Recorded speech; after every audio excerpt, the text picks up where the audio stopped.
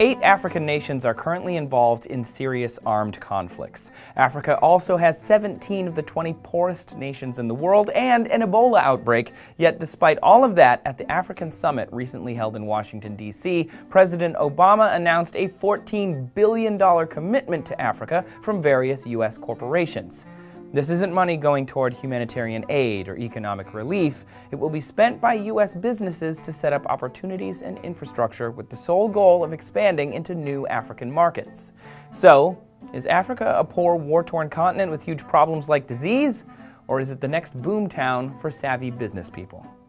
Well, it's really not that simple. The economic standing and political stability of African nations vary widely. There are places like the Democratic Republic of Congo that have been war-torn for decades and are showing little economic growth.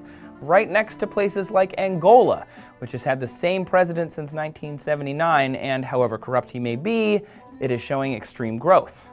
Last decade, Angola's GDP grew at 11.1% per year, which is the highest growth of any nation worldwide. This is partially due to their vast supply of natural resources, partially due to an investment in Angola from China to monetize those resources, and partially due to the fact that Angola's economy started at the bottom and had a lot of room to grow.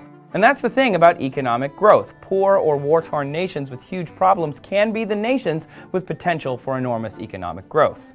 It sounds wrong, and some would argue that it's morally problematic, but it is a reality of the current economic landscape. China has a recent history of investing in these types of nations, and now their annual trade across all of Africa is about $200 billion. That's almost twice as much as the US, and it's a gap that American businesses would like to close. If you found this video informative, please subscribe to the channel. Hitting the subscribe button on the screen or down below is the best way to get these videos in your YouTube feed and the best way to show support for the show. If you have a comment about this video or an idea for another one, please let us know down below.